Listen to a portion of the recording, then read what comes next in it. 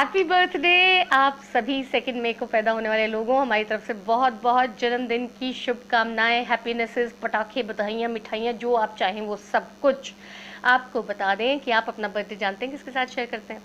महान डायरेक्टर सत्यजीत रे के साथ। अब आप ये सोचकर चलिए कि आप लोग हैं कैसे। बहुत तरीके से आप, एक प्रकार से अगर मैं आपको कोई नाम दूं तो मैं आपको कहूँगी people who can observe human beings.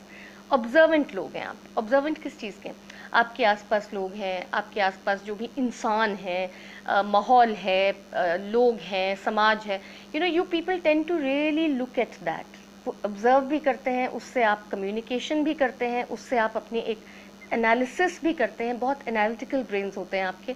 आप बहुत जल्दी किसी भी चीज़ को समझ के उसके कारणों को, उसके जिसे कहते हैं ना, what is that word in English, or rather I'd say the word in Hindi is विवेचना करना. You can actually comment on something because you have an insight into something. So वो आप लोगों के लिए एक बात होती है, चाहे किसी भी एज की बात करें हम, so long as वो इंसान से संबंधित चीज़ है, आपका उसमें इंटरेस्ट होता है। आपको इस बात की ज़्यादा फिक्र नहीं होती कि आप कितने पॉपुलर हैं या कौन आपको कितना खुश देख रहा है या आपको कितना खुश कर रहा है। You can't be bothered. आप अपने अंदर से बहुत ऑनेस्ट होते हैं, आप अपनी ऑनेस्टी से वफादार रहते हैं।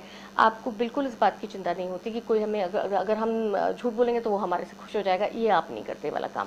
आपकी हॉबीज़ काफ़ी यूनिक होती हैं, काम कर तरीका यूनिक होता है, दूसरों के अंडर आप काम करना नहीं चाहते। ज़्यादातर लोग, आप लोग खुद अपना काम अपने आप करते हैं, अपने ही तरीके से करते हैं।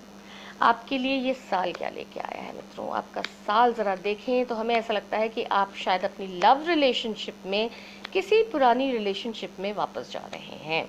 ऐसा पॉसिबल है, जो आप छोड़ चुके हैं, या कोई ऐसी आई वुड से अगर एक चलती हुई रिलेशनशिप भी है तो उसमें एक कोई ऐसी पोजीशन जो आपने अबैंडन कर दी थी या छोड़ दी थी कि ठीक है अब हम डोमिनेट नहीं करेंगे या अब हम सबसर्विएंट नहीं रहेंगे, तो आप वापस उस पोजीशन पे या उस एक पुरानी छूटी हुई रिलेशनशिप पे वापस जाने का बहुत बड़ा चांस है आपका इस साल। तो इस बात को ध्यान में रख के चलिएगा। आपके फिनेंसेस में मैं समझती हूँ कि अगर कोई चीज़ आपको प्रॉब्लम करेगी तो वो रहेगी आपकी इम्पल्सिवनेस। इम्पल्सिवनेस मतलब अचानक मन में आया और अचानक पैसे कहीं पे भी कर दिए। ये चीज़ आपको बहुत पकड़ के चलनी पड़ेगी कि आप जो भी करें सोच समझ के करें, इम्पल्सिवली कुछ ना करें या किसी के सिर्फ महज कहने पे कुछ मत कर दीजिएगा। इम्पल्सिवनेस अगर आपकी रही ना, जिसमें आप यू जस्ट थिंक चलो so and so is saying that चलो हम भी इन्वेस्ट कर देते हैं, नहीं, ऐसे नहीं चलेगा। You need to find out everything about where your money is going, how it is being utilized, how are you going to get the returns back. ये सभी चीज़ें आपको बहुत अच्छी तरह एनालाइज करके उसके बाद पैसा लगाना पड़ेगा, otherwise you will have a problem. Family में मैं समझती हूँ आप काफ़ी अथॉरिटेटिव रहेंगे। आप चाहे किसी भी एज के मेंबर हों अपनी फैमिली के, लेकिन आपकी बहुत बात सुनी जाएगी, आपकी अथॉरिटी में बहुत कुछ रहेगा, डिसीजन मेकिंग आपके हाथ में होगी, सॉलिडिटी से आप ही चलेंगे। और अगर बाय सम चांस आप ऐसे नहीं हैं तो आई विल से दिस कि आपकी फैमिली के जो सबसे अथॉरिटेटिव मेंबर हैं उनका आपके ऊपर आशीर्वाद रहेगा, आपके ऊपर उनका हाथ रहेगा, तो आप कुछ भी बहुत ही सिक्योरिटी एंड हैप्पीली कर सकते हैं। आपका career I think is going very good and will go even better. हो सकता है कि कोई ना कोई सेलिब्रेशन का कॉज आपको मिले। You can go up in the ranks, you can get more money, you can change jobs into a better job, anything which can cause you a great deal of happiness and celebration. अब आती है बात आपके obstacles की। तो दोस्तों, I personally feel कि what is going to create a problem is somewhat supernatural things. यानी जैसे कोई व्यक्ति आपके प्रति नेगेटिव वाइब्रेशंस भेज दे या कोई ईवल आई कर दे आपको, that is something which is going to create a problem for you.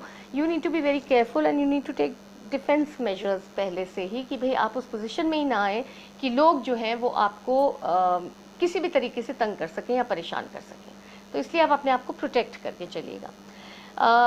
I think health में जितनी ज़रूरत नहीं होगी उससे ज़्यादा मनी आप you will and up spending. अब मुझे नहीं पता अपने लिए, फैमिली के लिए, किसी और के लिए, पर it will not be justified. यानी इतनी बड़ी कोई बीमारी भी नहीं होगी, लेकिन पॉसिबल ये है कि आप स्पेंड ज़्यादा करेंगे जितना कि आपने सोचा था उससे ज़्यादा।